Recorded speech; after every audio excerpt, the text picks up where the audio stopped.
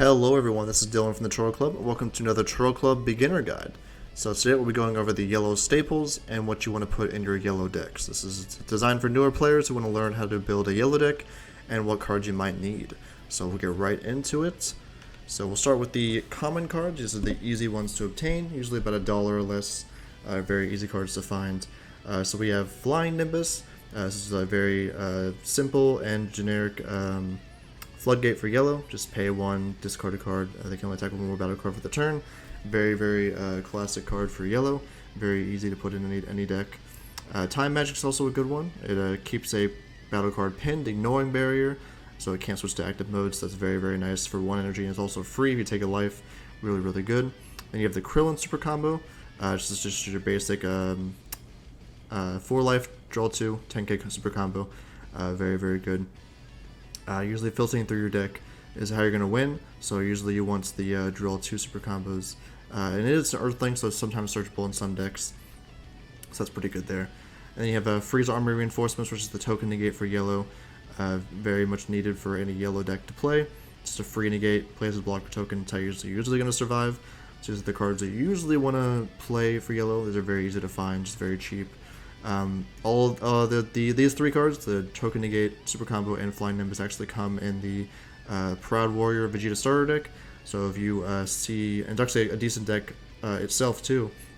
So if you wanted to try out playing yellow, that would be the deck I suggest that you get, is the Proud Warrior Vegeta, because it does include these staples for any yellow deck, and it also gives you a pretty decent yellow deck to play and learn how to play yellow. So that's a pretty good one to pick up for you, and that's the one I would recommend there. Now we'll move on to the Z deck cards. So yellow has a decent assortment of yellow Z cards. I wouldn't say they're as crazy as the other colors, but there's some decent ones in there. Oolong is a very good card. It's 1 energy. It can copy any of the same power cards as something on board. So it can copy like a Sekiro and become like a 40k, or copy like one of your boss wants to become a 35k. It can copy something from either player's side of the field. So it becomes a huge battle card for only 1 energy, which is pretty nice to try and end games that way. Then we have this Super Saiyan Blue Son Goku, Finishing Blow. He uses a 2-drop dual attack deflect. When your opponent has 5 or more cards in rest mode, against crit and barrier for the turn. So it can be a crit barrier guy. Whenever he attacks, he also pops a card, not once per turn, so he gets to do it both times. Since he has dual attack, so he gets to be a 20k dual attack crit barrier. Pretty nice, and kill 2 things. For 2, that's pretty worth it. Then you have his 3 energy Super Saiyan 3 Vegeta. The Majin Vegeta, pretty dang good also. His dual attack, when he gets to KO a card, ignoring barrier, not in rest mode, which is very rare for yellow cards to do. They usually have to be in active mode. You do get a bonus effect if it was in rest mode, but this is like one of your premier barrier removals for yellow, so this is a pretty nice card to have. Then we have the yellow's extra, times 20 Kamehameha Mighty Blast. Pretty good for yellow. You just get to rest any battle card, activate battle, gain 10k. Very nice there for only 1. Just play it off early, get it off later in rest mode, just rest anything. Pretty nice there. And luckily all these cards here are actually pretty cheap. Usually the anniversaries extras are a little bit expensive. This one's actually one of the cheaper ones, only about like $2-3. So it should be pretty easy to pull off. And the rest of these Z cards are pretty easy to get to. Oolong might be the most, but the other ones are really easy to get. So for Z cards wise, yellow should be really easy to get the cards that you need for the Z deck there. Then we'll move on to the high-end cards. So these will cost a little bit more money. Nothing here costs too much money, except for maybe the Bardock. Bardock's probably the most expensive card here. But we have Vegeta's Final Flash, just a very good 15k combo, activate battle, and you get to actually ignore a battle card's skills, you get to negate a battle card's skills, ignoring barrier for the entire turn. On either player's turn, which is very nice. Mid battle, we get to ignoring barrier, negate something, really good. And you have Release from Evil, works well with Unisons because it's free, but also you can just pay 1 with it. It's very good also. You get to negate a leader or a battle card's skills, or even a Unison, just any cards that's attacking negate skills, ignoring barrier. So it turns off the leader effects, turns off any battle cards effects that they would have had, like to activate battle or something. Very good, and also can't switch to active mode either. So it's like a mix of some other cards that we talked about earlier into 1 card. Very nice there to have. Puts down a lot of strategies with that card, so they're pretty nice. Power of Super Saiyan is limited to 1, but it's just a good 1-up to have in a deck. Just a free rest and draw. I mean, either player's turn, you can just use it to get a free draw. It's pretty nice, limit 1. I mean, it's limited to 1, so really can't hurt to just have 1 in the deck. It's pretty nice to have. Mecha Freeze is another floodgate for yellow. This one requires you to have extra cards, so if you have like an extra card based strategy, like there is a lot of good extra cards that we've already shown for yellow. Like there's 3 here, there was 3 on the other page too. So there's a lot of good yellow extra cards for yellow. So combining all those together, as long as you have them charged or in your drop, Mecha Freeze can become a 1-cost negate that makes it to where your opponent can't attack with non-unisons unless they rest a card. So it can be a good way to keep you alive in the early turns, which is pretty nice there. Vegito is pretty similar. It's a lot like Mecha Frieza, but it requires 2 more Z energy instead of yellow extra cards. It's the same way, pay 1, and your opponent can't attack unless they rest a card. This one's non-leaders, and it also negates strike skills if you are a Z leader. So it combos well with like the Z leader cards, like the Vegeta starter deck we were talking about has a Z leader. This is a good one to combo with since you are a Z leader. You aren't affected by strike skills for the rest of the turn, which is pretty nice. And it's also a blocker, so it's counterplay instead of a counter attack. So whenever you want to play as a card, you can just counterplay on this and then get that effect off, which is pretty cool. So that's nice there. Then Shenron, it's a very good counterplay also. Just a barrier blocker, is unique, deflect. It's a very annoying card to deal with.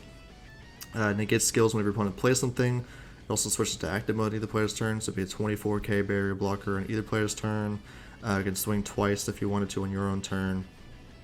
Just a very, very versatile card. It is pay 2, but as long as it lives, because it does have barrier, it will accrue a lot of value over the game, just constantly negating your opponent's skills whenever they play a thing, since it does on the auto. So it gets around like deflect. Very, very good there to have if you want. If you usually have energy up to defend, this card is very, very nice to play. Then you have the Bardock counterattack. So this is like the premier counterattack right now. It's pretty expensive compared to the other ones. It has a very similar effect where you have 2 or more Z energy to use it for 1. Does not negate the attack, but it also does. Your opponent can't attack unless they place a card, rest mode card in the drop.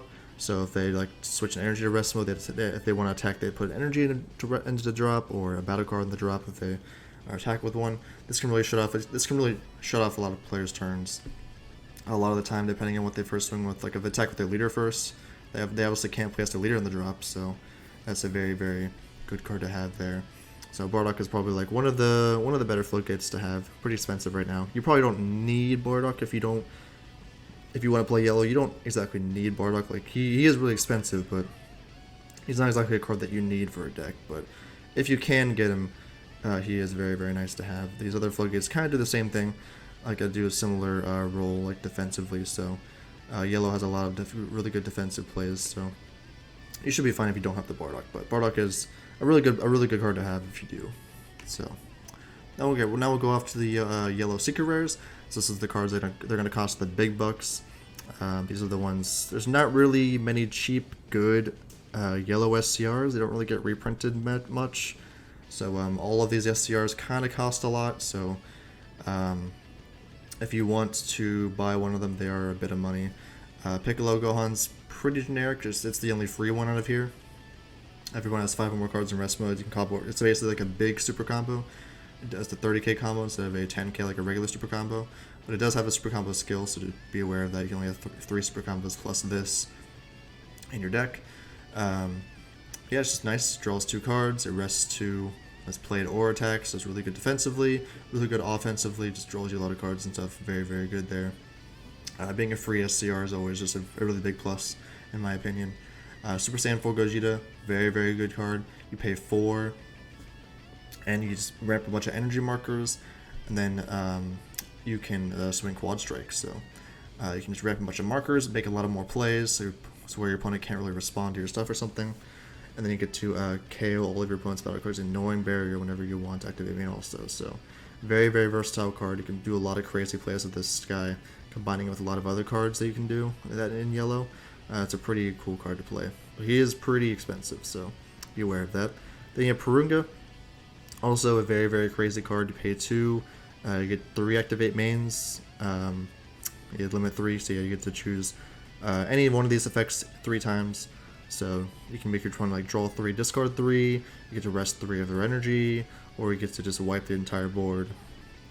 Or you can do a mix of those effects. So very, very powerful card.